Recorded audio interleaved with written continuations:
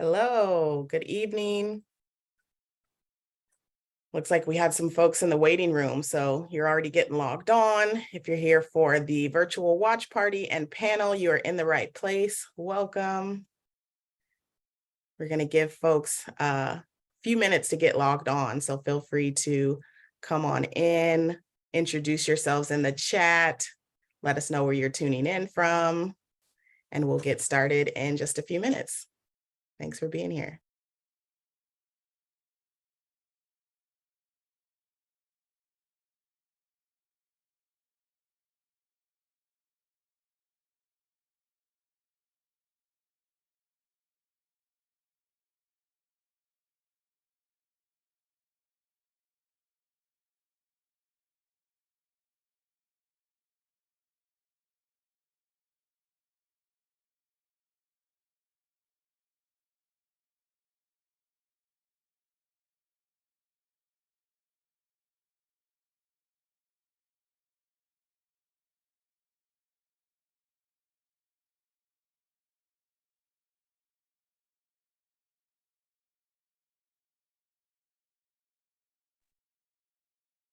Welcome, everyone. Good evening.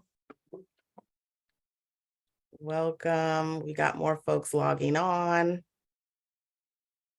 If you're here for the virtual watch party and panel discussion, you're in the right place. Come on in. We've got folks tuned in from all over the place, so feel free to welcome and introduce yourselves in the chat. Let us know where you are virtually calling in from this evening. And we'll begin in just a few more minutes.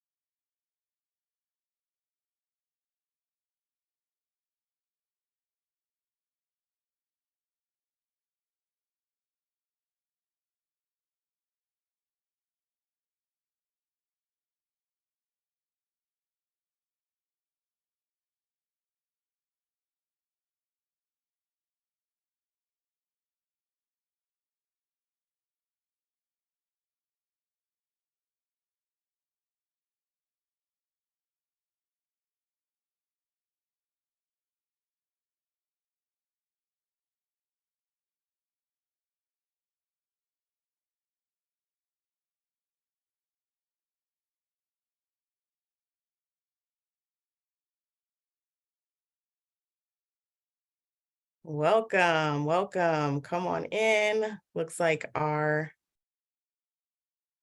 attendees list is still moving up. So welcome. You're here for the virtual watch party and panel discussion. You're in the right place. Please come on in. Feel free to introduce yourselves in the chat. Let us know where you are virtually tuning in from this evening. And we are going to get started in just about 1 or 2 more minutes.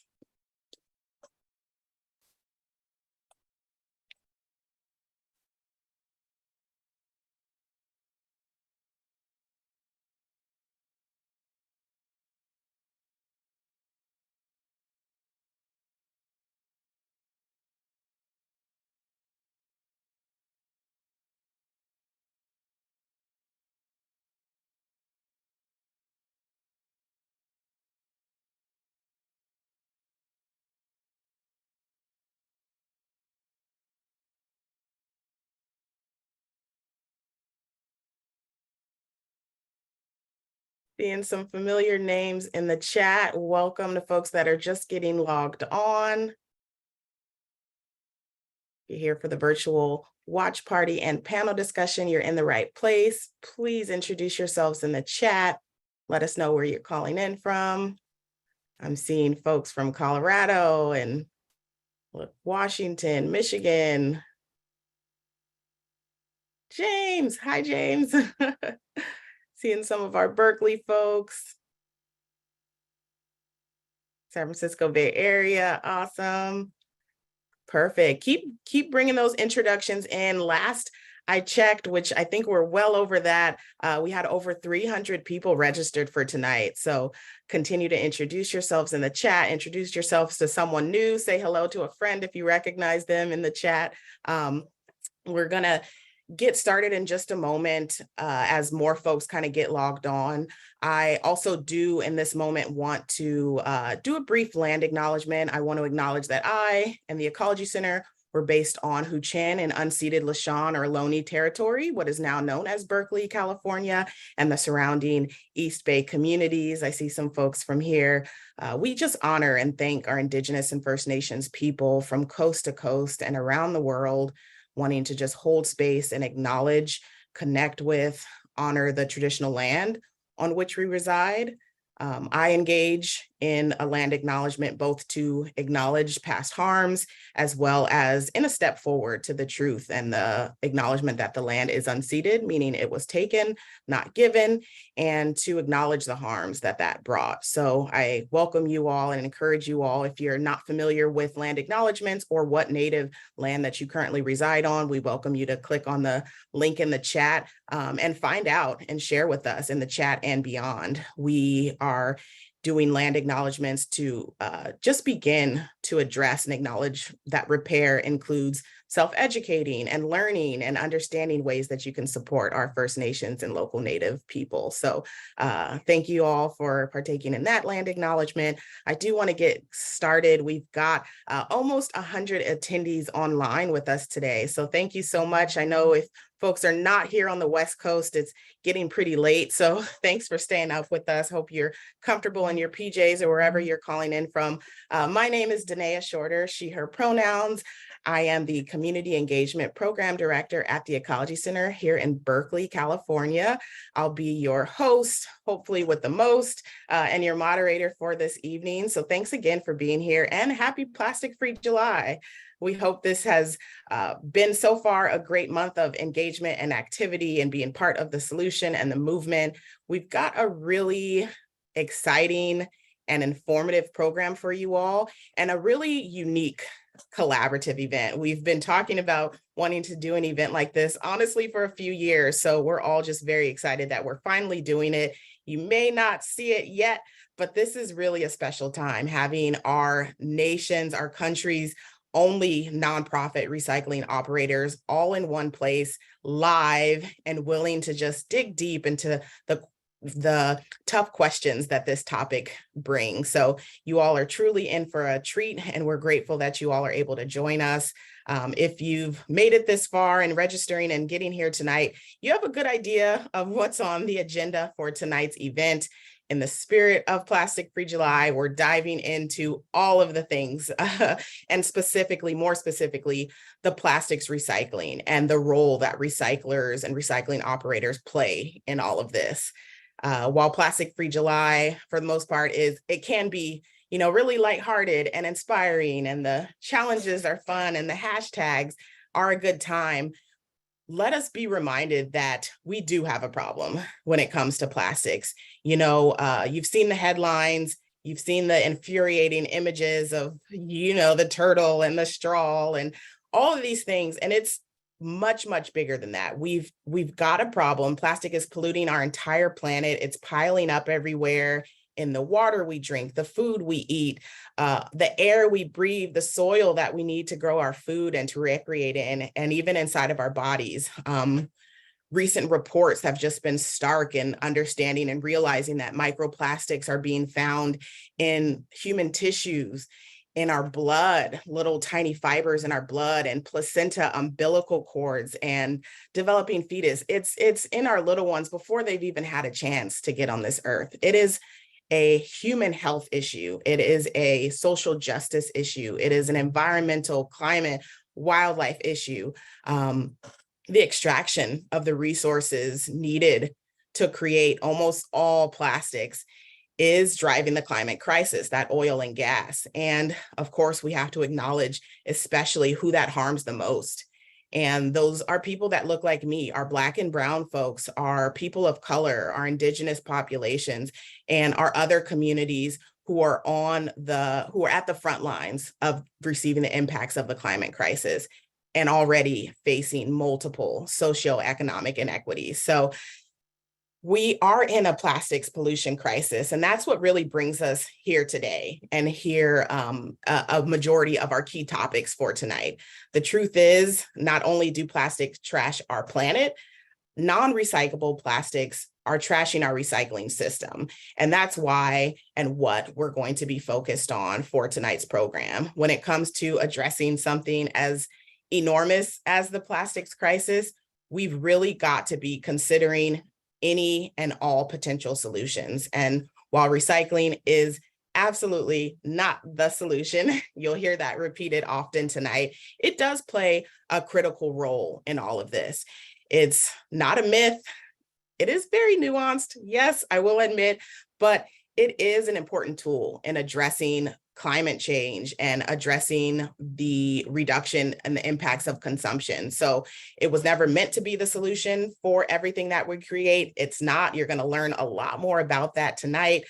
For a brief kind of overview for tonight's program, we are going to be diving right into the film. It's a short one, but it's packed with a lot of good information. So we'll kick it off with that, and then we'll get into our panelists. We have some great panelists. If you all can join me on the screen really briefly for a brief introduction, and then you'll hear a lot more from everyone a little bit later. We've got Lynn Hoffman, who's going to be joining us first on the panel, representing Eureka Recycling. Thanks for a good wave. Martin Bork, Executive Director with the Ecology Center Berkeley, representing our West Coast recycling hauler. We've got Suzanne, or more affectionately known as Zan on our team, representing one of our recycling haulers, and Brian, EcoCycle, awesome, thank you. And Brian Ukena, who's also going to be sharing more about the work in Recycle Ann Arbor out in Michigan. So we've got a really good lineup of panelist information. We're going to have hopefully a good amount of time for questions. So start putting those questions in the chat, in the Q&A panel as soon as you can. Try to get them in the Q&A panel and not in the chat. Speaking of, why don't we bring our slide deck back up, and I'll do a really quick housekeeping before we get the video going. Awesome. So may we all channel our peak 2020, when all of our lives were just Zoom, and remember how to Zoom. Chat, you've already been using it. Introduce yourselves. Feel free to make comments, talk to each other, talk amongst yourselves in the chat. But if you have a question, please direct those to our Q&A panel. We're going to get a lot of questions tonight, probably way more than we're going to have time to address, but we've got some folks, shout out to McNeely, Thea, Marty in the background, that are going to help us get some of those questions answered in the background through the Q&A panel if possible. And then it's easier for us to be able to grab some of those questions for the live Q&A. So please put your questions in there. We welcome all of them, and we'll do our best to address them. And then if you haven't already seen, there's a closed transcription is on. I believe it probably was already enabled. You do have the option to turn it off, but for folks who do need to utilize that service, the live transcription and closed captioning is on your screen as well. All right, I think that's all for logistics. Again, I want to let our panelists speak to the work, what's going on, and to be able to address our questions. For folks who didn't get to kind of click through on registration or see some of the promotional content, the Alliance of Mission-Based Recyclers, as I mentioned, a really unique coalition of founded by the original pioneers of mission-driven, community-based recycling, nonprofit recycling. And you'll learn more about why that is so special and why that means a lot in this for-profit landscape that we live in, especially when it comes to the plastics industry, recycling, and things of that sort. So this coalition was formed in 2019, of course, with relationships well beyond that, which really demonstrates just the expertise that we have here tonight, as well as beyond the panels that we have on the steering committee for the Alliance of Mission-Based Recyclers, which you'll learn more about. AMBER, which is in short for the Alliance of Mission-Based Recyclers, we have this unique perspective that we call the view from the pile, which is a unique perspective with being able to look upstream at how products could be redesigned in more efficient ways or made from recycled content, but also look downstream. We are understanding that solutions need to be systemic and they need to go beyond kind of band-aid fixes to address something as large and as critical as the plastics crisis. And that is what brought everyone here together, representing the 4 nonprofit recycling haulers across the country, and has been able to expand through policy, through innovative models that have been influencing others across the country, but also globally, and being able to share and influence that space as well. So I'm probably already over time. As you can see, I could talk all day and night about all of this, but let's go ahead and get into our film, Chasing Arrows. Shout out to Peak Plastic Foundation. Really great production that we're super proud of, and that continues to live on and is very informative for this topic. So let's kick off with that, and then we'll come back with some more information.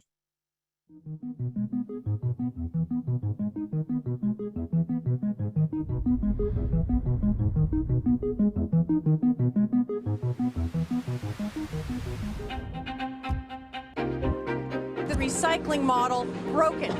Recycling is broken. Cities across the country are now re-examining whether their recycling programs are going to waste. It's kind of a sexy headline. Recycling is a lie. Nothing actually gets recycled. But recycling as a system isn't broken. Recycling is still saving millions of trees, gigatons of carbon equivalents, glass, aluminum. But plastic packaging is contaminating our paper. It's driving up the cost of sorting and processing.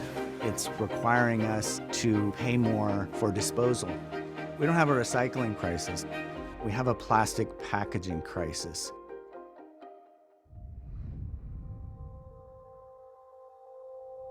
The original idea was reduce, reuse, and then recycle. And that got turned upside down by the packaging industry, who figured out that they could use recycling as a good storyline to what the end of life for their packaging is.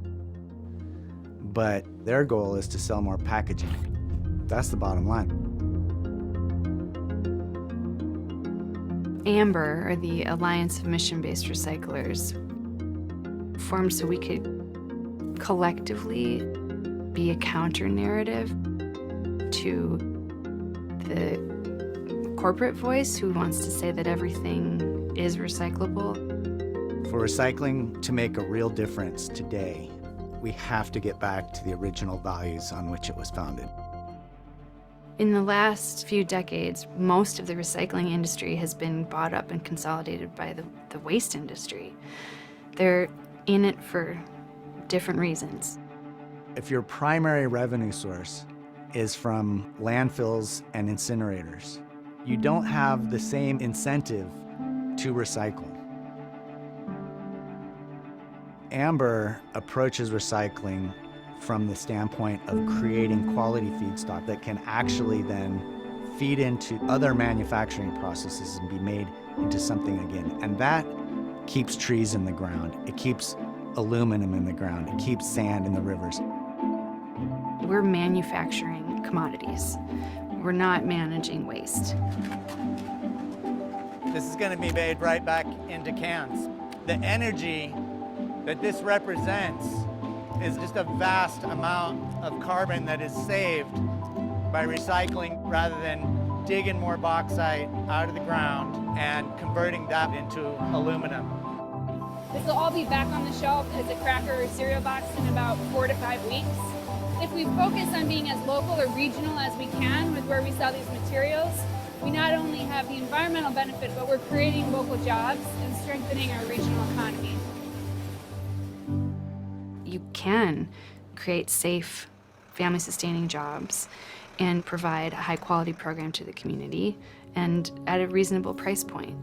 And that's what we're trying to demonstrate as these mission-based recyclers. I probably get around a good 8 to 10 tons or so per day or better. Everyone feels like all plastic is recyclable. So they come out and they're like, hey, that's a recyclable. You're supposed to take this. Recycling is an important tool to address climate change and the impacts of our consumption, but it's never meant to be the solution for everything we create. And for plastics in particular, it very rarely is.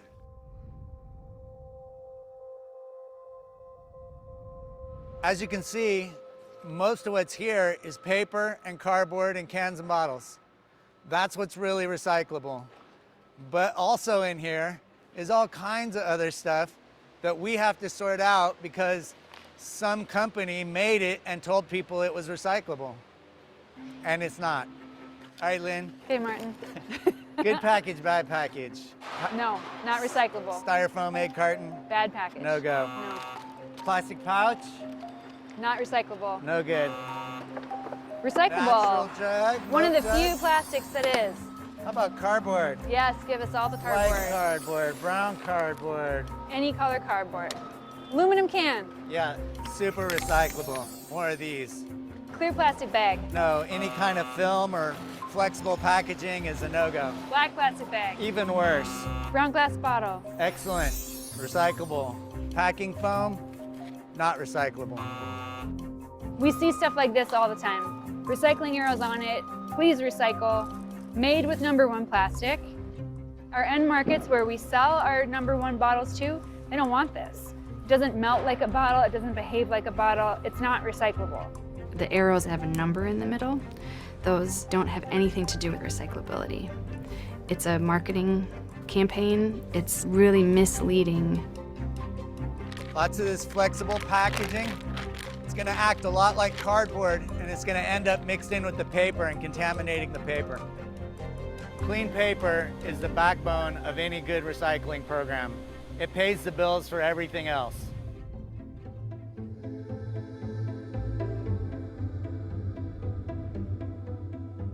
The recyclers have to pay extra money to have people there to pull the plastics out manually or to add a new $1 million piece of optical sorting on the paper line that we never needed before.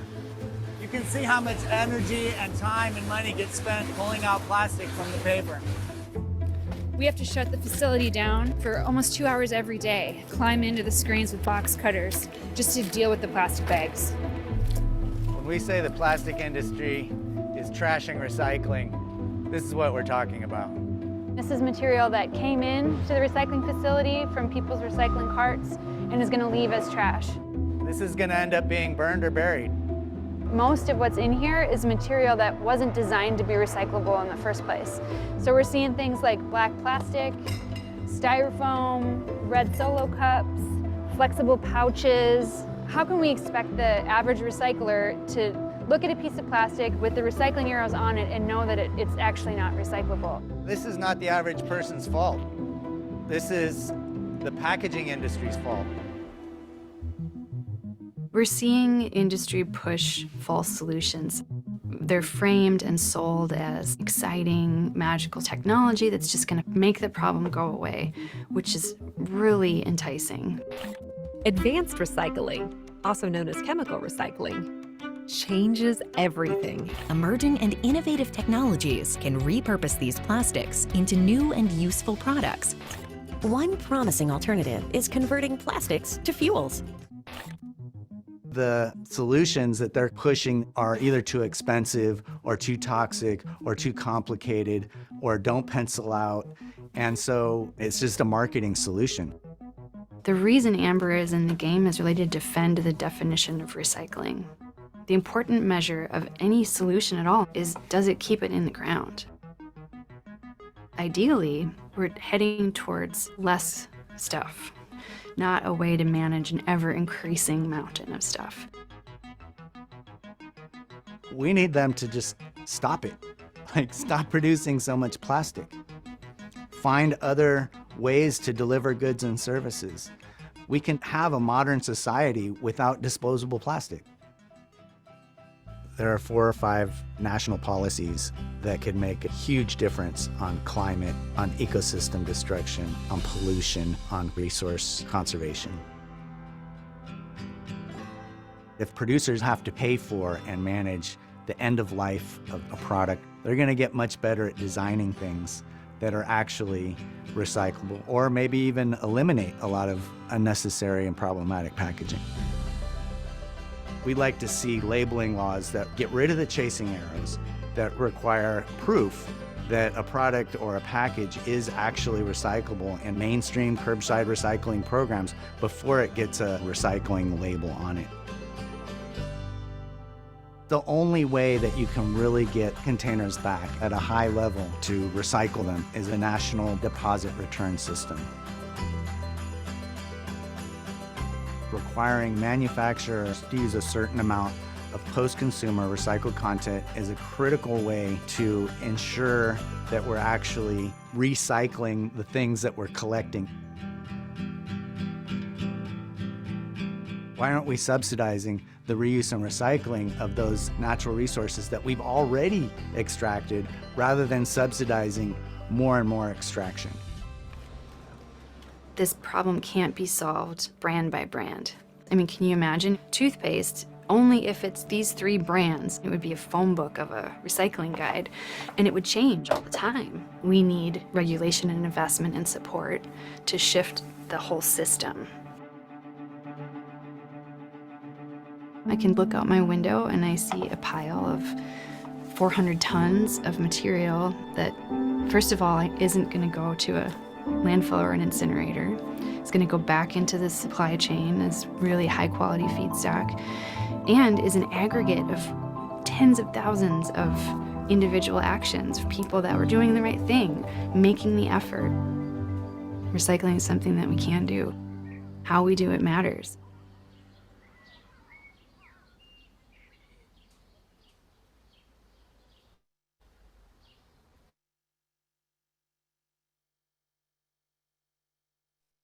Awesome.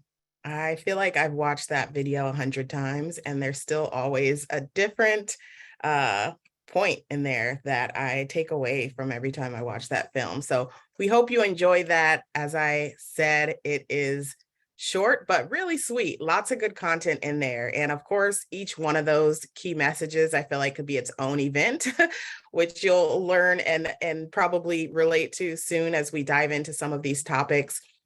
Speaking of, I want to keep us moving and introduce our first panelist for the night, Lynn Hoffman, our fearless leader, national coordinator for Amber, as well as co-president for Eureka Recycling, fellow co-lead with Kate Davenport, who's also on leadership at our Alliance of Mission-Based Recyclers. Lynn has been involved heavy in this work for many years and has been personally a great inspiration in this work. And I've learned a lot, and I'm sure you all will learn a lot. And she is here to share more about what's going on at Eureka on her side of the country, as well as dive into a few more topics mentioned in the video. Our star of the film, Lynn, I'll pass it over to you, and we'll be back, and I'll be back for some Q&A after you wrap up.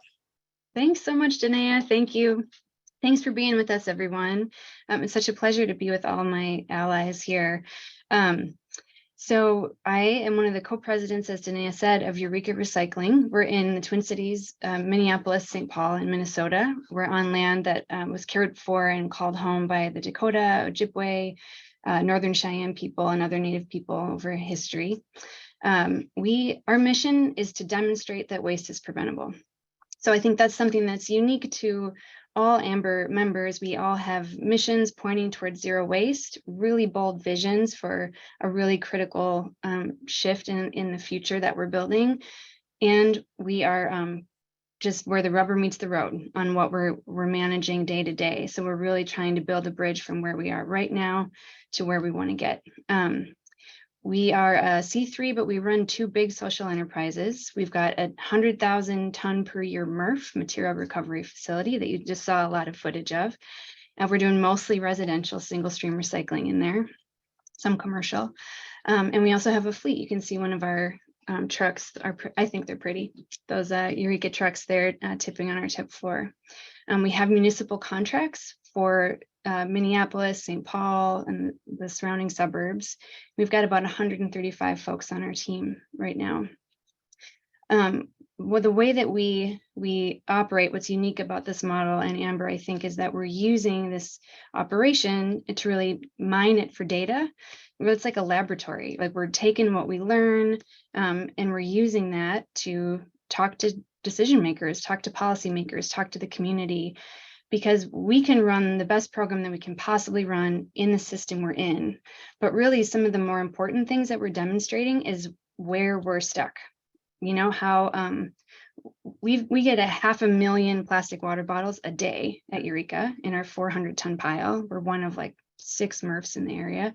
And we know that that's only 20% of the PET bottles that are out there. You know, so we need, we're use information like that, or like the information you saw about people climbing into the screens and cutting the bags out, how much we spend, all the safety risks, the things that bags do to our operation. And we use that to advocate for things like bag bans. So I think next slide would be great. Thank you. So these are some of the ways that we're trying to change the rules. So, you know, our theory of change, or our hope for growth, is really growth and impact. We really want to use what we're doing to elevate the conversation and change the rules of the game so everybody plays along. And these are some of the ways. Martin summarized a lot of these in the video. Some of the ways that we think, you know, a suite of policies could really shift the whole system. Because again, individual action matters, individual organizations matter, and we can only go so far unless we're changing all of these pieces. So we'll probably geek out on these a little bit later tonight, but as Martin mentioned, you know, mandating recycled content so there's guaranteed places to sell these commodities that we're creating. Extended producer responsibility laws. This is where we're shifting the burden, the financial burden, from communities to the producers of these materials, at least sharing in it. Eliminating the things that we know don't work and that there's easy alternatives for, 3, 6, 7, and black plastic. You know, we need to make sure that we're setting safety and labor standards for everybody in the recycling game. The deposit laws, creating incentives to get more material out of the trash, get that remaining 80% of those bottles out. And then, of course, defending the definition of recycling, as we talked about, plastics to fuel, not recycling. That's more linear consumption. You got to go back and get more. So we're really working on how to, you know, create a regenerative economy that's just and safe and accessible for everyone. Next slide. So that seems like a tall order, and it is. It's a lot of work, and there's a lot of changes that need to be made, and it's a pretty entrenched system. But I think the good news is there's great momentum across the US. Surfrider has a really great tracking map where you can look at all the plastic reduction laws. So laws, not bills. Those are laws that have been passed and are in place. Everything from like local city level up to state level. A lot of these are bans on single-use bags or styrofoam, things like that. Those can seem like small bites at the apple, you know, but you can see how in aggregate it starts to shift the narrative, it starts to shift attention, and it really starts to add up to big impact. And then over here on the right, NCEL, the National Caucus of Environmental Legislators, wealth of resources and information. They have a session summary, and this is from their 2023 summary. It was mid-session. There were a few states that hadn't wrapped up, but as of April, there were 114 pieces of legislation to address plastic pollution, specifically around EPR and bans, truth in labeling, a lot of those things that we had talked about. So there's movement, there's momentum, this is growing. And so, you know, bringing it back home here in Minnesota, we've had a little bit of a blue wave, or actually not a little bit, a big one. And we've had last session, a lot of great things happening. I think most exciting for us is there is a growing zero waste coalition in the state that's bringing together stakeholders from all over, from climate to labor, to conservation, to waste reduction, and all working together to really design and advocate for bills that are going to reduce waste and benefit our whole community. So this next session, if you're in Minnesota, I didn't see how many folks are joining us from here, but there's opportunity to really put our shoulder to the wheel on the potential for a bottle bill or a deposit return bill. We've never had in Minnesota, which would go a long way in getting those containers out of the trash that are there now. An EPR bill is likely to get introduced, and truth in labeling is something we're also working on.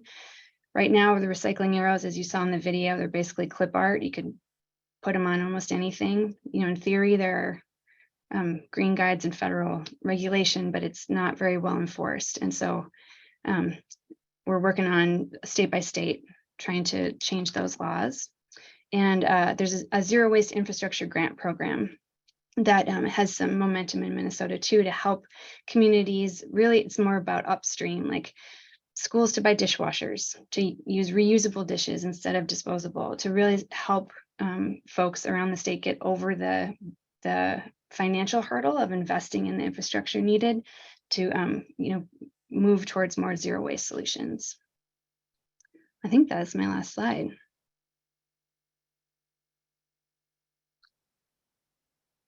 Danae, are you coming back for me?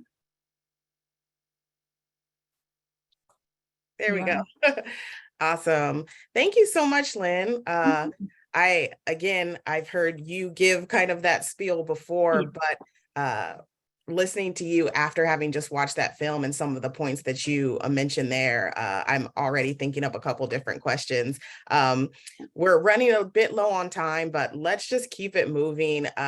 Thanks for folks who, upon registering in Eventbrite, sent ahead some questions. We got, I think, well over 100 questions from Eventbrite. So again, we're going to try to address as many as possible. A lot of the questions we got were regarding, I like to refer to you and Martin in the video playing that good or bad kind of materials recycling game. And we've gotten a lot of questions about, is this recyclable? Is that recyclable? Why isn't it recyclable? And we know certain materials are recyclable or non-recyclable depending on where you're at and from city to city and across the nation. Can you tell us more about why that is? Why is it not maybe a more direct answer to be able to answer that?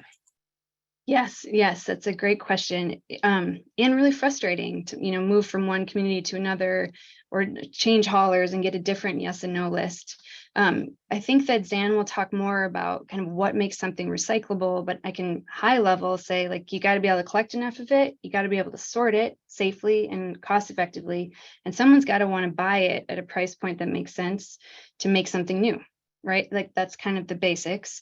And the cost to do it right now in the absence of EPR laws is really on the shoulders of the community and the cost of our recycling programs. So to keep it cost effective, and also some of us are also measuring like environmental impact. If there's no one who wants to buy your number 5 polypropylene yogurt tubs within a 300-mile radius, it's going to cost a ton to get it there. A ton, I shouldn't say that. It costs a lot of money to get there. And it's going to, create a lot of environmental impact to ship it that far. And so it really is regional. Recyclers are rational economic actors. These programs have to do things that make sense for the financial model that they're generating and also environmentally. And, there's unfortunately not necessarily an end market for every material in every region. MRFs have different equipment to sort. There's all kinds of reasons that it gets specific. But, in general, there's the everybody takes paper, everybody takes aluminum cans. There's some real basics and then a few variations on that. And then I should say on the more nefarious side, there's definitely actors in the game who, I shouldn't say nefarious, but they're maybe making choices to just say, you know what, just toss it all in the bin. We'll take care of it on our end. We'll pull out the recyclable stuff. It's easier. And while it's easier, people aren't putting things in the bin assuming they're going to get recycled, right? And so all Amber members are really committed to transparency and, really even making tough calls like EcoCycle will talk about to remove materials if the markets dry up or they're actually not recyclable anymore, even though it's something we've been used to putting in the bin for a long time. Does that get at it? I think it did. No, I think that's perfect. And I appreciate the kind of being concise with that. I feel like that is a piece that a lot of people literally are not aware of as far as the process and why something in California wouldn't be recyclable across the country, or even in the same city. We have that of something that's collected at work, as an example, but not in your home program, residential versus commercial. And I think that key point about recycling being regional and folks just not being aware that it needs a market, it needs to be able to get somewhere, and all places aren't created equal across this country. So I think that's an important thing to note. Before we let you go and get to our next panelist, we got a kind of a fun question. I think it's important to acknowledge that we're not all perfect. As much as we are talking and highlighting all the problems with plastics, I guarantee we all got a little bit in our home. So I'm going to ask all of you tonight, what's your kind of guilty pleasure single-use plastic that you use, maybe even on a regular basis, that you find it hard to kind of avoid in your daily life?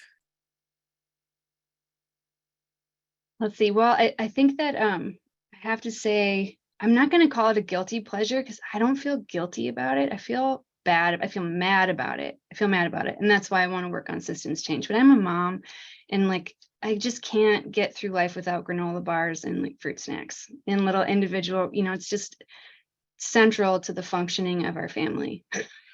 And, I could make my own granola bars and wrap them up in beeswax and stuff, but I don't have the time to do that. And the system isn't set up for, people to be zero waste. And so I think, the guilt is not useful, but I think it should be fuel towards changing the rules and changing the system. Right. So, I love the full disclaimer before that. And I feel like I have a follow-up question on crispy granola bars versus chewy, because I feel like those are two different kind of people, but we'll get into that at another time. Thank you so much, Lynn. Appreciate it. We'll bring you back for our Q&A at the end of our panelists. And we're going to welcome on screen Martin Bork. For our Berkeley folks, you're probably really familiar with Martin, Executive Director at the Ecology Center Berkeley here in California. Martin is at this point a global leader, a global really zero waste expert and leader in this movement, has been leading the Ecology Center, which operates the nation's first, I'm kind of getting into your talking points, first and longest running curbside recycling program, which is huge. That's a big lift, and a lot of leadership goes around that, as well as this is not his first film. He's been featured in a variety of different films, Story of Plastic, Recycling Broken, I believe, Recycling Sham on Netflix. So a lot of different features, as we are reliant on his expertise and provide some great information. So Martin, thanks for being here, and I'll pass it to you. Yeah, thank you so much, Danae. Really fun to watch that film again, and it was so great to work on making it with all our team at Amber and the Peak Plastic Foundation folks and all the Eureka team that you saw in the film, all the sorters and drivers and everybody. I'm here to talk about the Ecology Center and some of the work that we're doing here in Berkeley in a California context. As Danae said, the curbside recycling program was started in 1973. You saw some early pictures earlier in this presentation, and our focus is really on creating, as all of us are in Amber, the highest and best quality and the best use of these kinds of materials. So that sometimes takes multifaceted analysis to figure out, like, okay, it may not be the most cost-effective solution, but what is the most socially conscious and environmentally beneficial use? And to get to that, we've focused on a dual stream program. And so we have these carts, you see they're divided, and our trucks are divided. You can see in the picture there, and we keep the cans and bottles and the paper and cardboard separate. And that adds more cost in collection. It requires a little bit more thinking from our customer base. But in the end, it produces really high quality paper and cardboard, and keeps some of the glass out of the paper and other things like that. We have very little contamination coming out of our trucks because people are forced to, which side does this thing go in the recycling bin? It makes you pause for just a second, and they're in that split second, they might say, oh, actually, it doesn't go in either, and it should go in the garbage. And while we're focused on trying to get to zero waste, that doesn't mean recycle everything. And these curbside recycling programs were designed around certain specific materials. They've been around now for 50 plus years, and they're not going to be the solution for the thousands and thousands of new product and product packaging solutions, which for a packager and for a marketer and for a brand and for somebody making a new product, these things may be just amazing in the middle part of their life on the shelf, and they may do amazing things like prolong shelf life of food and provide food safety and other things. But they could be really horrific at the early stage of their life in the extraction and manufacturing of plastic, and then on the disposal side, as we've seen, they'll end up in the landfill and such. I have a bunch of slides, so I'm just going to try and kind of bang through a few of them. We've been long-term critics of the idea that all plastics are recyclable, and this goes way back to the 80s when we had a refill program in the state of California that washed and refilled glass bottles for beverages, and that was replaced with a linear recycling model. And we fought that bottle bill initially because it undid the refill, and now we really want to improve upon what we've got and reintroduce refill and as such. But we have a long history of really challenging the false narratives around plastics recycling, and also recognize that, as Lynn said, there can half a billion bottles a day of 500,000 bottles a day of that need to be recycled and can actually be made into something else. A lot of that bottle material gets made into things that are only used once, like carpet or fleece, or like this polyester jacket, but they may have a very long life. So, and now we're starting to see more and more bottle to bottle recycling possible. Next slide, please. Early in this process, the plastic industry figured out, hey, recycling is great for us. We can tell everybody that all plastic is recyclable.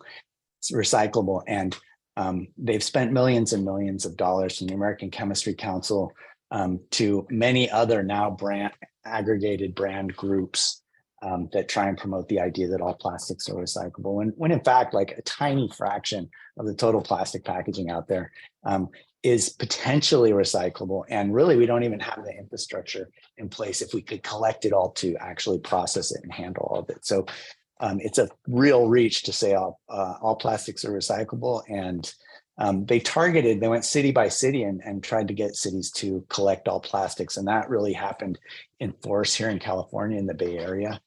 We were forced into collecting all plastics very late in like 2012, 2013. And only when we had a real clear market in China that we felt was handling materials responsibly, had a direct line of sight and a specific contract. But quickly that market fell apart, and then we were collecting all this stuff that was on the spot market, meaning we'd sell it to a broker in Oakland, who'd sell it to a broker in Hong Kong, and then we had no line of sight. So we're very concerned about that being dumped or burned or disposed in totally inappropriate ways, harming people in other countries. And so we did some GPS tracking to find out where that stuff was going, and many of our concerns were confirmed with that. So we stopped exporting it. Next slide, please. We were worried about health impacts, community impacts, environmental impacts, and wherever they are in the US, they could happen here. We have the EPA and we have good regulations, but they're not perfect. But certainly in export markets. Next slide, please. And you can see, that collect all plastics and the growth in plastic packaging really resulted in a massive expansion of export of mixed plastics to mostly developing nations, primarily China for a long time. That's the blue bar here. And then abruptly in 2017, China said, we're not taking that stuff anymore. And by 2018, they had pretty much eliminated all imports. And it started going to other countries who were even less equipped for it, like Vietnam, Indonesia, Malaysia, Thailand, Laos, Cambodia, India. And But pretty quickly through work at the global level, through the Basel Convention and other ways, we've been able to really restrict that. And the question now, you can see there's a success story here. We're not exporting all that plastic, mixed plastic, as a country, or out of California in particular. But where is it going? That's the question that I'm really trying to answer. Where is it all going now? A lot of it's been absorbed in US markets. That's true. We're recycling a lot more here in the US now. A lot of it's probably going to landfill or incinerators. But we're very concerned about other places it might end up in cement kilns being burned to make fuel cement, or in paper mills being used as fuel to burn, in unregulated or less regulated kinds of ways that could be very problematic. So more to be discovered there. Next slide. Yeah, and it's really critical to remember the waste hierarchy that was established early on in environmental movement: reduce, reuse, and then recycle. And like I said in the film, that's been flipped upside down. Everyone just says, oh, it's recyclable, we'll make a recyclable package. End of story. No, we have to really focus on reduction. And so we were the first city in the nation in 2019 to pass a foodware reduction ordinance, really looking at some of the packaging. This is disposable foodware, single-use foodware, primarily plastic, but not exclusively. And the paper and compostable stuff has its problems too. So our focus was really on how do we reduce that volume overall, as opposed to just switching from unrecycled. There's a lot of bills that were substitution oriented, like compostable or recyclable. Not really. So focusing on reduction. Next slide, please.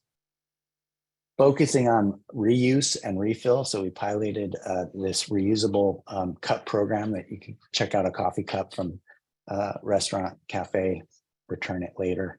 We're seeing a lot more of this model emerging, and it's very new and beginning. We're just about to launch at the Ecology Center a refill store element to our store, which will allow people to buy shampoo and lotion and dishwashing detergent, other things with reusable, refillable containers and bottles. So I think, the future is reuse.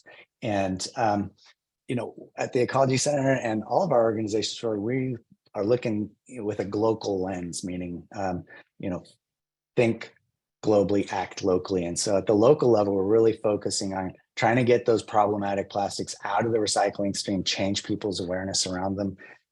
We want to reduce the disposable foodware through this ordinance I mentioned, and we want to pilot refill and reuse programs. Next slide.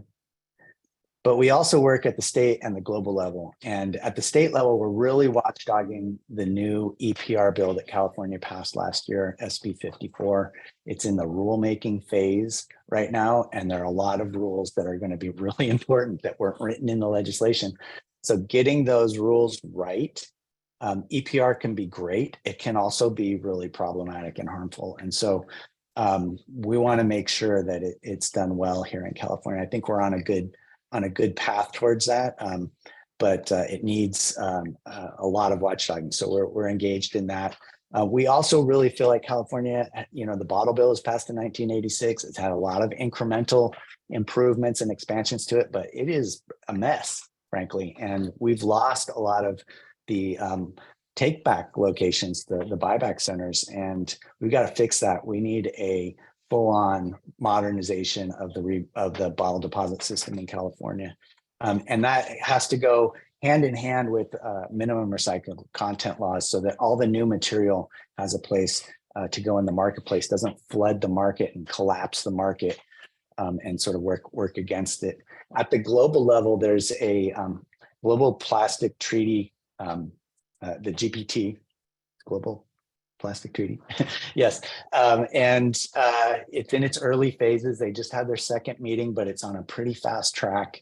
And our concern is that that's going to end up being the Global Plastic Recycling Treaty, that all the corporations are going to get together and they're going to push through this treaty that is really, let's just recycle it all. That we can just recycle all the plastic, and that's just totally unrealistic and on the first hand, and totally disingenuous. And so making sure that we can show up as recyclers and say, hey, that's not actually possible. And let's get back to reduce and reuse. So with that, I'll turn it back over to the other panelists. Danae, I know we're a little bit behind time, but Yeah, yeah. question Thank or you. two. Thank you so much, Martin.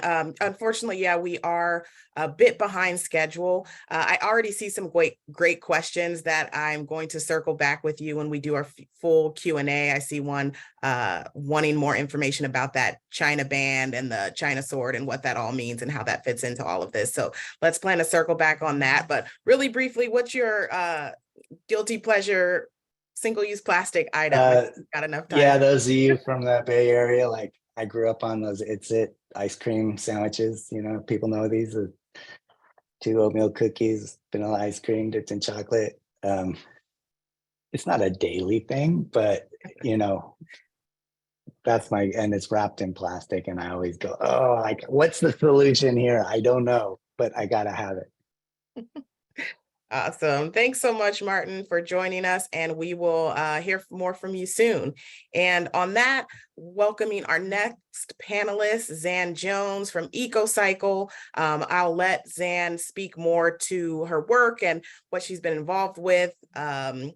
Executive Director at EcoCycle, bringing that perspective from Colorado. So thanks, Zan, and I'll pass the mic to you. Thanks so much, Danae. It's great to be with all of you tonight. EcoCycle is located in Boulder County on the ancestral lands of the Ute, the Cheyenne, and Arapaho. And we have been at this business for over 47 years. We join our Amber colleagues in being one of the oldest and largest nonprofit recyclers in the country. We brought curbside recycling to Boulder back in 1976, and we've been working to help build zero waste communities ever since. And our mission is to innovate zero waste solutions, to implement them, and then to advocate for them in service of a more regenerative, equitable, and climate resilient future. And in our history, we've done a lot of firsts, pushing the frontier on zero waste. But our basic MO is to work with all sectors of the community to further zero waste. And we do that in a variety of ways. We are the contracted operator for the Boulder County Recycling Center, which processes all the single stream recyclables in our region. We founded with the city of Boulder the first in the country Center for Hard to Recycle Materials, or CHARM, that we run. We have a fleet of trucks that hauls composting and recycling from commercial businesses, and we help businesses to become more sustainable. We teach in all the public schools in our region a variety of our environmental ed topics, including recycling and composting. We work with cities around the state, helping them look the zero waste ladder. And then we're also down at the state legislature, advocating for policy to really take bigger steps together. And like many of our Amber colleagues, we found that actually being in the trenches, implementing zero waste solutions really gives us credibility and the know-how to know what works and what doesn't. And so we have about 50 employees, well, actually over 50 employees, and we process about 60,000 tons a year. So we use that experience to really try to move things forward. Next slide. One of the things I wanted to just underscore that was brought up in the film was, why are some things recyclable in certain parts of the country and not in others? And, you know, just because something has chasing arrows on it, does that really mean it's recyclable? And the answer is no. You need at least 4 things to be in place in order for something to be recyclable. One is there's got to be an end market or a company that's going to buy the recycled material to make into something else. And ideally, you have several buyers and you have transparency around what those materials are being made into. So that's number one. Number 2, economics, right? There's got to be economic value in collecting and sorting and shipping the material. And it needs to be cost effective to actually do all that work. The other thing is sorting. You've got to have a facility with the labor or the technology in order to actually sort these materials so that you have enough of quality and quantity to do something with.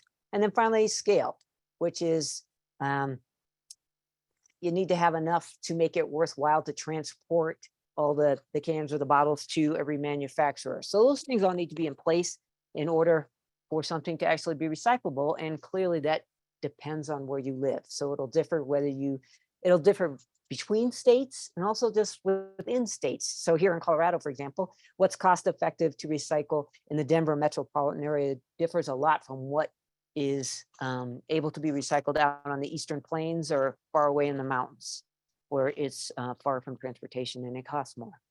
So just remember, wherever you live, you need to check the guidelines for where you live and not just go with what it says on the product.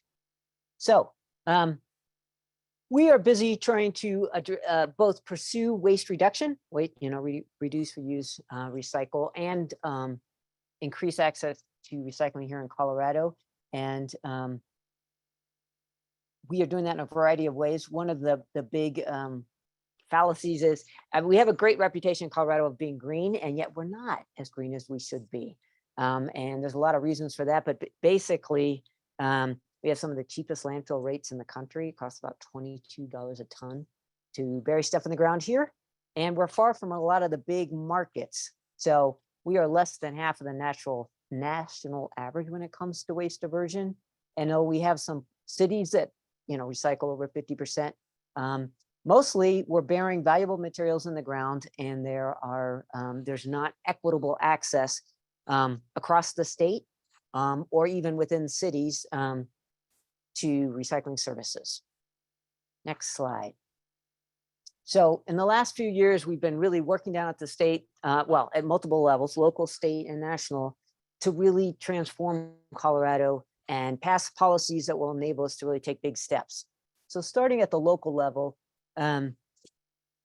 we, as part of Plastic Free July, we are announcing this month that we are going to eliminate 3, 6, and 7s and black plastics from what is collected in single stream recycling here in Boulder County. And we've never taken something off our list before in our 47 years, but we are now, because plastic companies are putting stuff out there that they shouldn't be making. And some plastics, like 3, 6, 7s and black, they're more toxic. There really aren't good recycling markets anymore. We used to have a local niche market for them, but that has dried up. And now the only viable market is waste to energy, which is unacceptable to us. So we are changing our guidelines. We're getting the word out to consumers, quit buying this stuff, and to businesses, quit using it. And so that's one of our big things locally. Next slide. At the state level, we passed a bill, the Plastic Pollution Reduction Act. I don't know what happened to my slide, but we passed this bill. It put a fee on plastic and paper single-use bags for a year, starting this past January, and that transforms into a ban on single-use plastic bags starting the coming January 2024. The fee from plastic bags will continue to be collected, and that money goes to local communities to use on zero waste. And also in January coming up, all takeout food and drink polystyrene containers, also known as styrofoam, will be banned. And also in a big coup, if you will, we got rid of the plastic preemption that was inserted a couple decades ago in Colorado into state law that prevented local communities from regulating plastics. We got rid of that. So now communities can go even further. And EcoCycle is a part of helping communities and business make this transition. And you can go to our website and figure out alternatives to these materials. And then finally, we are a part of the national discussion on EPR. Next slide.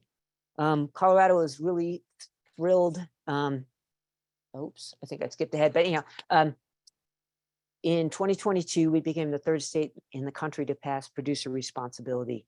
And there is a lot of benefits to that. I think we've talked about it, but basically 2 main things it does is it puts the producers of the stuff, they have to be responsible for paying for the end of the life of their materials and funding the recycling system statewide for all the residents and visitors in Colorado. And it will provide access, at least as convenient to trash, to all residents in Colorado. So no longer will, if you live in a big apartment complex, you don't have access to recycling. That's going to change. So we're really thrilled about that. These are some elements on the screen of our Colorado law. We're trying to set up a model. We're a non-coastal state. We're also a non-bottle bill state. So we're trying to figure out how to make our system as strong as possible and a model for other states like us to use. And I'll just end by excited about the future and about what is possible. We have our work cut out for us to make sure that EPR delivers on all the benefits that are in place, and we are gearing up for that. We're also thrilled that it will provide equity in terms of access to services. We're also really heartened that the message is getting out that zero waste solutions, composting, recycling, waste reductions are key parts of a climate solutions strategy, and that Amber is increasingly at the table to figure those solutions out. So with that, turning it back to you, Danae. Thanks so much. Awesome. Thank you so much, Zan. Lots of great information. Again, unfortunately, we're over on time, and I apologize in advance, but also want to make sure we've got enough time for Brian. Quick guilty pleasure, single-use plastic, and then we'll. I like to read the newspaper in paper form, so we get a lot of little plastic bags that they come in on my front porch every morning. I do have a dog, use them for that, but still, that's my guilty pleasure. Great reuse action. Awesome. Thanks so much, Zan. Appreciate it. And we got a lot of EPR questions. So excited to have you back and be able to answer those at our Q&A.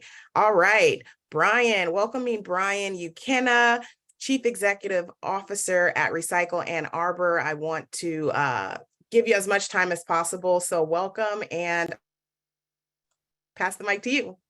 Thank you. Thank you. I know we're running short on time, so I'll get through it. I only have a few slides here, but I did notice a lot of people from Michigan, a lot of people who I recognize names. Thank you for being here.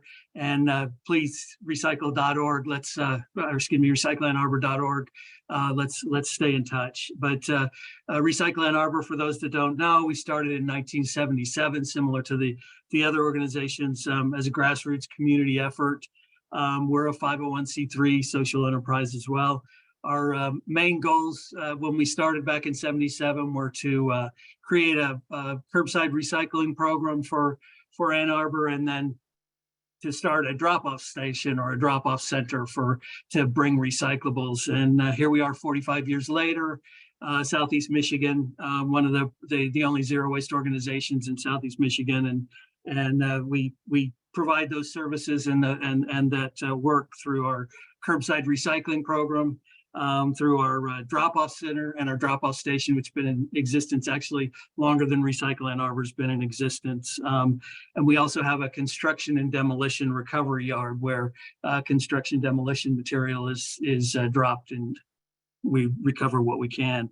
But as a mission-based social enterprise, we prioritize the community benefit and environmental and social health over short-term profits, and that's true. You heard from all the organizations here, and that's really something that binds us. And we know, all of us here know, that recycling is not going to fix the plastic problem, not alone, but we believe that authentic, transparent recycling is part of the solution, and that's what we practice at Recycle Ann Arbor. We believe that communities need a strong local recycling and composting program, but it's only made stronger. And some recyclers feel like it's weakened by some of this policy that we're talking about tonight, but it's only strengthened through the national and the state and the local policies that were zero waste policies that are being talked about here tonight. We're in a similar place that the state of Minnesota is, and that we have the trifecta with the mayor's office, with the governor's office, and the legislature that are blue, and we're working as hard as we can to take advantage of that. And so we're actively engaged in our community, and that's who Recycle Ann Arbor has always been, is a community-based grassroots organization. That's where we stay. That's where we stay focused.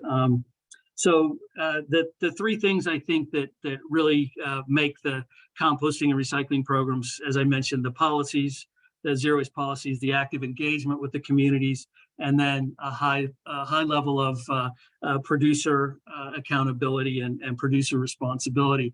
And that's something we haven't had in the past. You're hearing a lot of legislation here that actually brings them into the fold, and we think it's absolutely necessary. So I wanted to give you an example of some of the projects that we're working on and what zero waste recycling and zero waste MRF and recycling really mean. It's we raised in 2021, we opened our materials recovery facility back up. It had been shuttered since 2006. We took all the old equipment out and put $7 million worth of equipment, a nonprofit, made those investments for the city. We treat all of our workers, they're all union, all thriving wages, all excellent benefits, community controlled and community engagement. We sized the facility and the operations for the community, very community based. And we're aligned and engaged with the community local policies. We have a millage, Ann Arbor does, that we passed last year, a 20-year millage for sustainability that's going to help us get to carbon neutrality, the goal of carbon neutrality by 2030, and we stay very focused in those areas. So also, obviously no investments in disposal and staying purpose-based.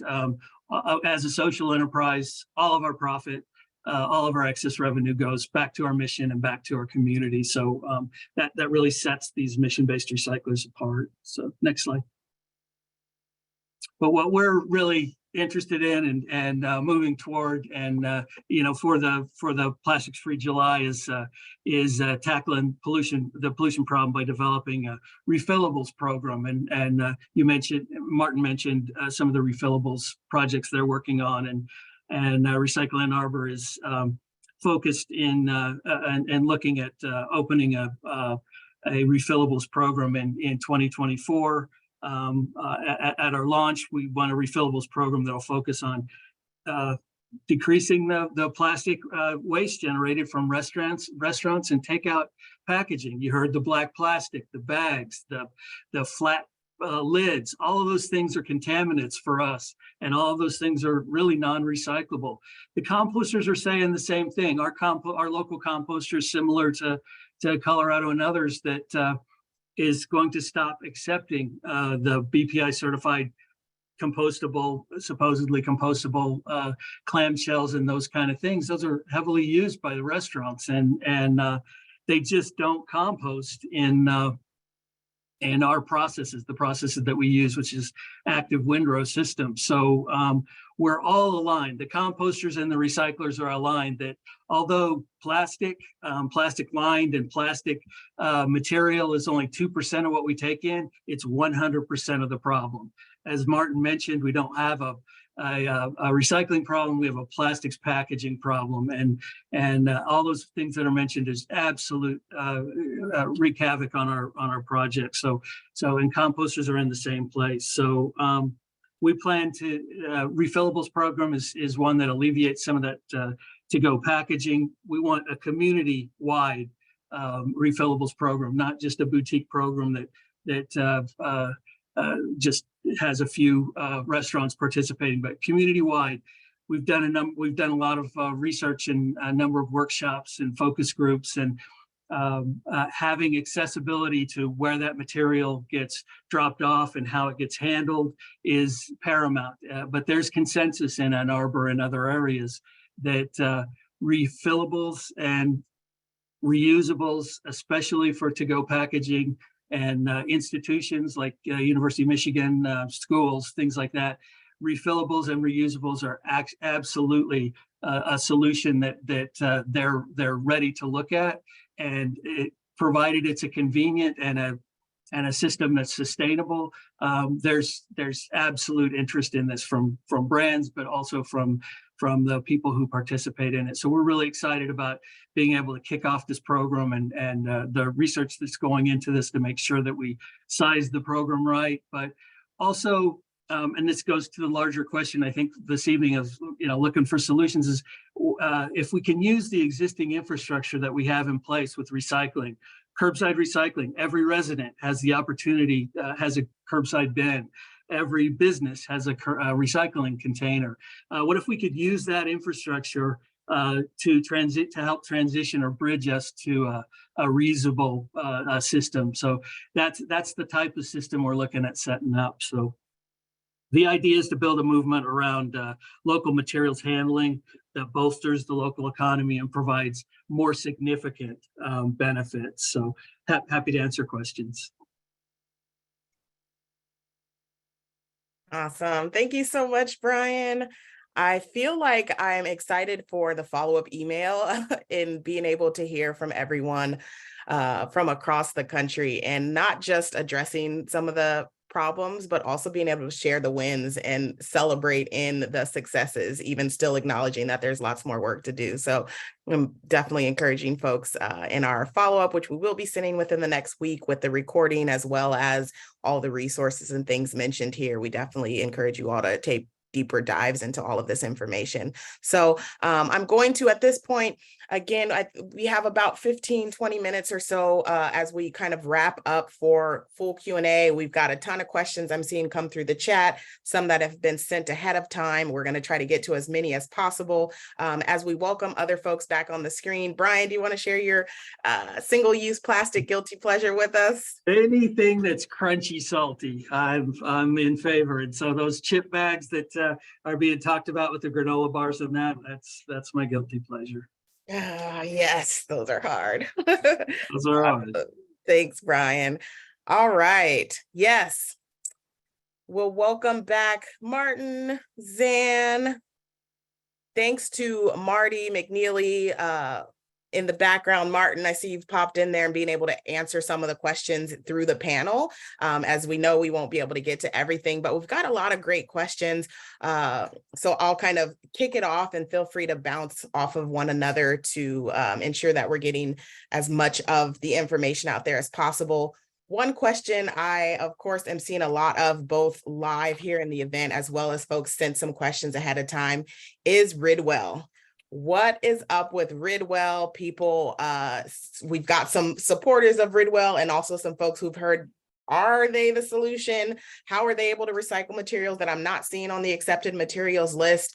What should we be thinking about Ridwell? Martin, I know they've started collecting here in the East Bay, as well as some other places across the country. What do you think about that model of Ridwell? There's other businesses that kind of do similar work. Yeah, for folks who don't know Ridwell, it's a home collection of hard to recycle materials, or materials typically not collected in recycling bins. So, and it varies by region and location. It seems that they recently got a massive influx of venture capital to expand into new markets, and they seem really focused on expansion. I don't know that they're profitable yet, kind of like Uber when they were buying up, trying to get into every city and just using up their venture capital as fast as they could to get market share. It kind of feels a little bit like that. They claim to be very responsible in how they're marketing their materials here in Berkeley. They just started recently. They're collecting film and flexible packaging, primarily bags. But mixed bags, like you could have your bread bag and your produce bag and other bags mixed together. They're doing a lot of training on people, like what you can and can't. That's being sold into plastic lumber market here in Reno, near to California, near market. I don't know what you think about making plastic bags into plastic lumber, but that's what they're doing with that. But they also do things like textiles, and some places they might collect batteries or other things that we really don't want in the curbside program. And as we look at the EPR bill, the Extended Producer Responsibility bill here in California, our concern is that through that bill, the brands are going to try and call everything recyclable and push it into the recycling bin, which will be a nightmare for us. So we believe that take back, store drop off, return to manufacturer, return to sender, reverse logistics, like it's going to be really critical. Like think about all the cosmetics packaging. There are these tiny hard plastic things, and you know, they don't work in a modern recycling program. They're too small. They fall through. They contaminate everything. They clog up equipment. Those are going to need to find a different mechanism to get into a recycling program if they are going to be considered recyclable. And if, you know, some other solution like refill or reuse is not used for them. So I think there may be a place for services like Ridwell to do some kind of that services like that. I think, you know, a real focus on the integrity and reality of that. A similar company or a company with a similar model, TerraCycle, got the pantsuit off of them for they were saying they were recycling all this stuff, but they just were warehousing it and charging an arm and a leg. Like, you know, here's your zero waste kit. It costs $150. Fill it up and send it back to us. And they're just putting it in their warehouse. And, you know, they're saying, okay, well, when we have enough of it, we'll find a market for it. Well, you know, that doesn't really cut it for me. So I think some transparency and focus on integrity is going to be really important. But I do think there is a potential space in the you know, collection and disposal services for something like that. Thanks, Martin. And yes, I see some folks chiming in with their personal experience on Ridwell. It's hard to, we often get posed that question of like, are they an ally or not? And as you can see, it's nuanced. It depends. There's a lot more context behind that. So thanks for offering that. Switching gears a little bit, we've got a lot of questions that are, of course, focused on solutions. There's the more lifestyle daily actions, but as I think all the panelists kind of touched on, this is a global issue and we need global action, and we've got to have kind of all hands on deck for this. So something that's come up is around the US Plastics Pact. Folks might have been seeing that in media. Large companies and organizations have been a part of the Plastics Pact. Folks from the Alliance of Mission-Based Recyclers are a part of that. Lynn, I'll pose this with you of what is briefly kind of what is the Plastics Pact, and do you see any specific initiatives or strategies that is currently happening within that you think are maybe helpful or valuable to addressing this issue with plastics, especially plastic packaging? Thanks. So yeah, the US Plastics Pact is a, I think the most important word here is voluntary effort by consumer goods brands who are creating packaging. They've created a scope about, you know, drawn a circle around what type of plastic single-use packaging they're targeting, and some pretty aggressive goals for recycling and reduction. I think we're participating. It's really dynamic conversation, I'll say. I think that what's going to really be the value of it is it's going to prove that voluntary efforts aren't going to move the needle. We've heard brands commit to using recycled content for decades, and the average PET bottle has like 1% post-consumer recycled content now. You know, we have to, I think what we're hoping is that this experience really can point to the need for, again, changing the rules, changing the playing field, regulation. You know, it's 40% of the market share of this type of packaging that's in scope, so that's not small. I think one valuable piece that's come out of it is this list of the most problematic and unnecessary packaging to just get rid of and move away from. And there's general agreement in that 40% of the market share of these consumer goods and brands, and that we should just move away from that. And so, like, what a tool for communities to use that to advocate to their decision makers. Like, look, even the folks that make this stuff are saying we should move away from it, you know? And that, you know, these are certain actors in those gigantic corporations. And of course, their lobbyists might show up to your state legislature and say something different, but it's a really powerful tool to have that list. So there's some good coming out of the process. It's not going to succeed, I don't think, in what they're set out to do, but I think it's really useful to keep an eye on it. Yeah.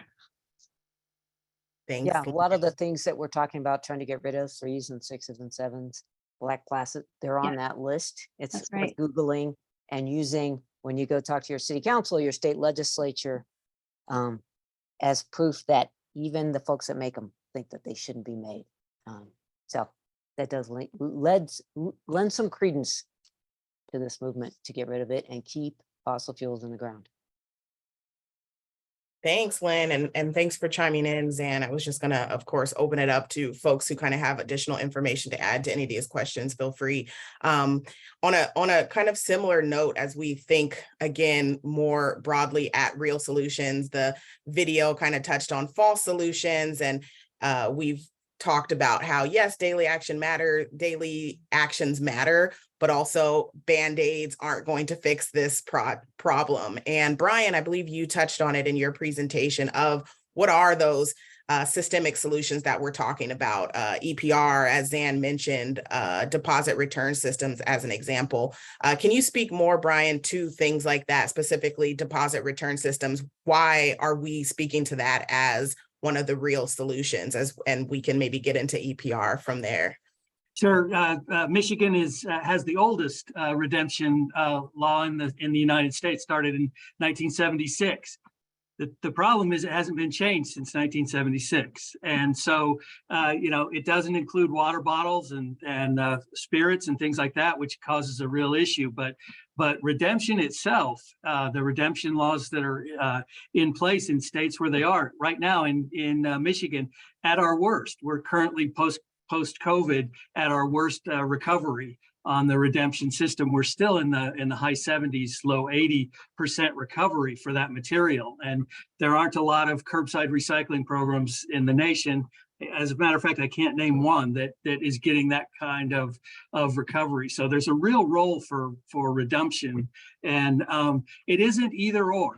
It isn't recycling or redemption. It's recycling and redemption and extended producer responsibility. So the extended producer responsibility laws that are being looked at, and again, this is mainstream. You saw that slide that Lynn put up. How many communities are implementing these extended producer responsibility laws? It's becoming a mainstream thing. People understand the issue. So it's working in concert with all the things. You got to go where your strength is with your individual states. In Colorado, EPR is going to look a little different than it is in Michigan or in California or in other places. It just depends on what's in place. But all of the things together really is where we have to be to get to real recovery. Thanks, Brian. Anyone else want to chime in on that before we move to the... Well, I would just add that these solutions nest well, right? We want to get rid of the crap, the stuff that shouldn't be made in the first place. And when we reduce, we want to set up really effective recycling systems for those materials that we want to use again and again and encourage those use. And we want the brands to pay for the stuff they create and create incentives to reduce the amount and use minimum recycled content. So I think in each of these states, and hopefully eventually nationally, we'll end up with policies that really are synergistic in that way. Thanks for that addition, Zan. Kind of on a similar note, you mentioned crap, and I love that because these plastics, we've got a lot of questions about. First of all, we talk so heavily about the problems with plastic and how it's polluting, not just in its physical form, but the chemicals that are leaching into our environment. Martin, I always love your spiel about what plastics are made of and why it is, aside from just the pollution aspect, why it is such a problem.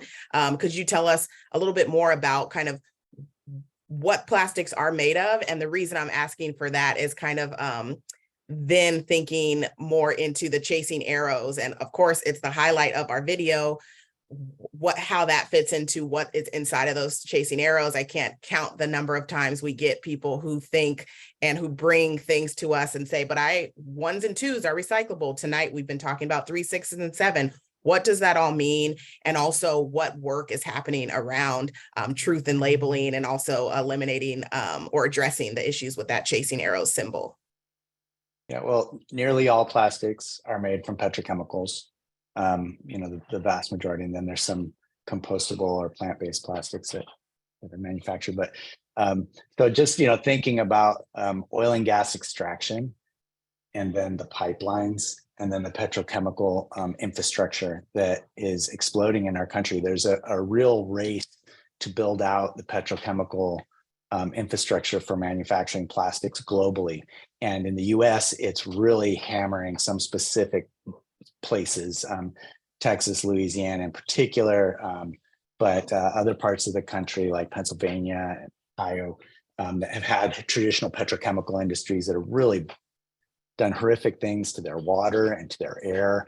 The communities that live nearby these facilities and near pipelines and wellheads are really impacted. We had some really great environmental justice organizing in California, where people don't really think of California as a big oil producing state, but we've been fracking here like right near people's houses and schools for decades in the Bakersfield area and around Los Angeles, and just got a lot having a 3,000 foot setback from people's homes and schools and things. And that's being challenged now by the oil and gas industry wants to put a ballot measure to overturn that. So it's on pause. So, you know, that whole extraction and production side is really super, super problematic. And the fear is if we don't build it out here in the US, then China's going to do it and Saudi Arabia is going to do it and all these countries are going to do it. And, you know, like, so what? Like, we still shouldn't make it, you know? That's the, you know, on the manufacturing side, they take crude oil and distill it into all these different things that have different weights, you know, tars and the heavy stuff. And then there's different precursors that historically had been waste products of the oil and gas industry. And now they figured out, hey, actually, we can make this stuff into something that we can sell. And the precursors, a lot of them are something like naphtha. You might hear that term. And naphtha is what the chemical recyclers, the so-called advanced recyclers, I like to say advanced recycling is neither. It's not advanced, it's old technology, it's dirty technology, and it's not recycling. It makes, you know, most of the time what it makes is this precursor chemical like naphtha, which can be used for anything. Mostly it's used for low-grade fuel applications like fuel generation plants, dirty fuel generation plants in developing nations, or used to transport, used for fuel in giant tankers, and they can't use it until they're in international waters because it's too polluting, but then they kick it in, you know. The stuff's pretty horrible on many fronts. And you get these different resin types, 1, 2, 3, 4, 5, 6, 7. 7 is all other, or combinations of, which is like everything.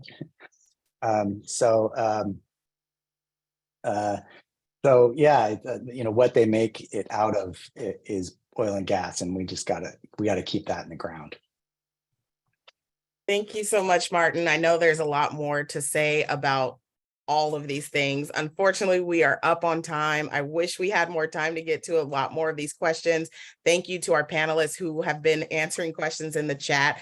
But that brings me to the reason to keep in touch with us. We have a lot of questions that we didn't get addressed, but are answered within the work that not only Amber does, but each one of our organizations. So tap in with us, visit amber-recycles.org. Follow us on our social media platforms. We have a QR code. You can put your phone right up to the screen as we speak and get on board and start to check out our resources. We answer a lot of these questions through our blog, our resources, and then in our individual organizations about what's going on, especially regionally and near you, as we know folks are tuning in from all over.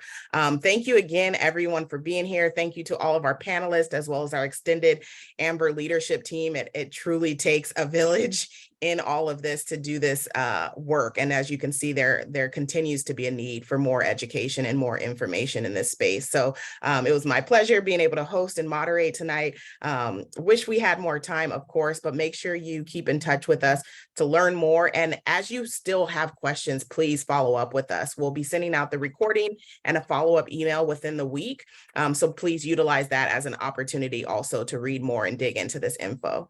Thank you again so much. And you all have a great evening and continue to celebrate Happy Plastic Free July. Thanks, everyone.